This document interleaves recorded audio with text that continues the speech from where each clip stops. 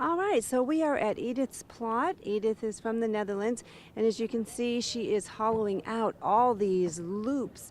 And what she's doing, she's pumping that bottle, and she's got like a tube thing there with water, and she's softening up the sand so it's easier for her to carve. Yeah, you can also see that she's picked up her pace. She seems to be working pretty fast.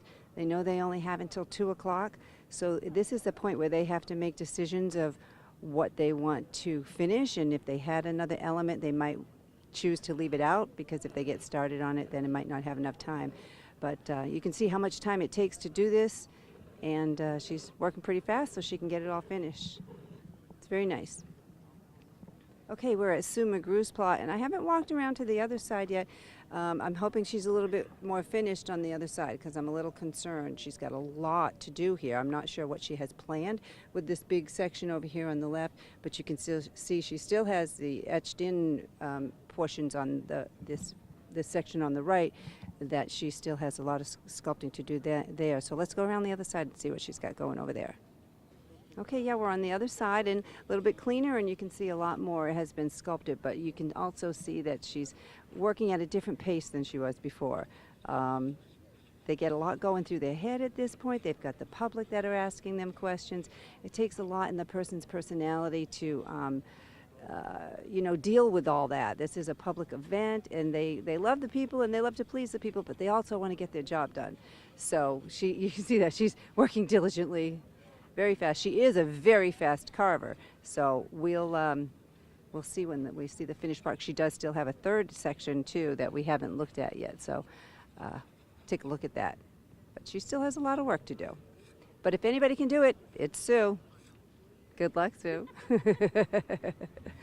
Yep, I'm even a little bit more concerned now because now we're on the third side and she still has this whole section here. But like I said, if anybody can do it, it will be Sue. I look forward to seeing this piece finished. Okay, we're with Hang Tan from Singapore. Beautiful piece. I love the positioning of the body. It's very pleasing to my eye. I also like the detail. He's got a lot of fine detail, and the contrast of the smooth, clean detail of the robot and then the roughness of the base that he's on. What I do like is when I step a little bit to the right, we're going to see a nice cut-through feature over here.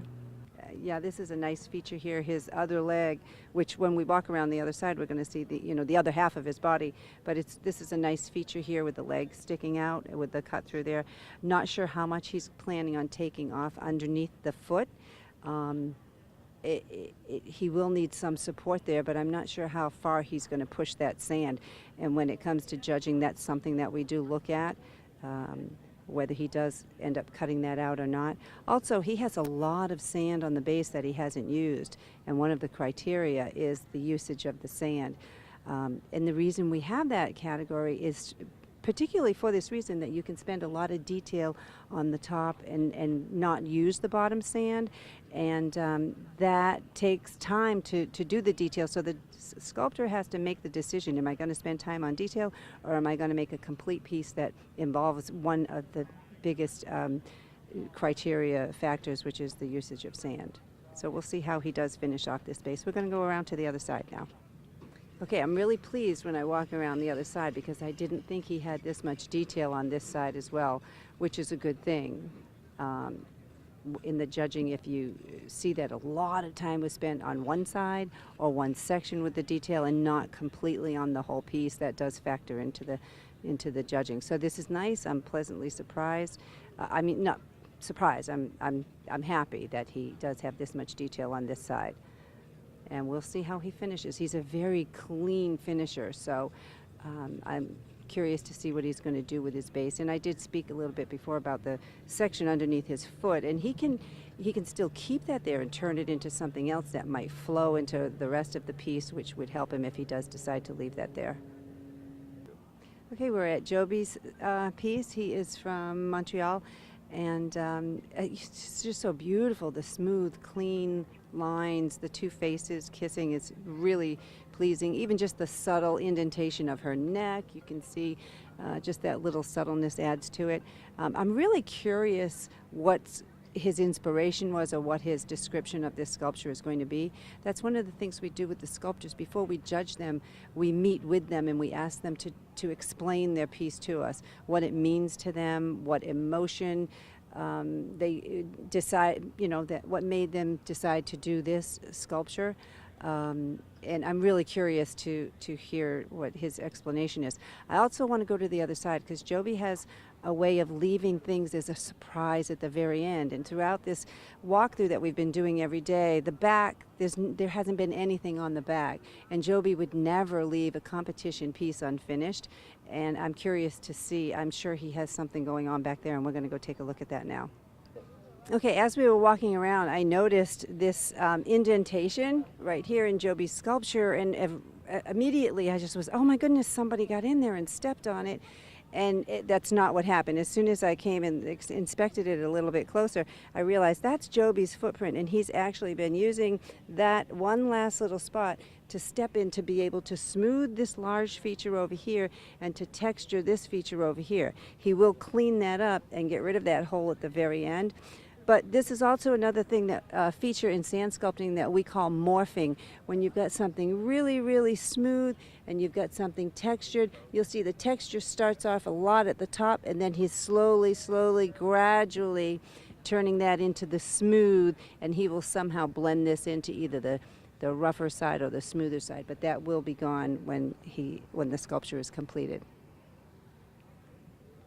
Typical Joby, like I said, he never leaves the back unfinished or any part of his sculpture unfinished, and he didn't let me down. I walked around to the back, and he has something beautiful going on back here as well.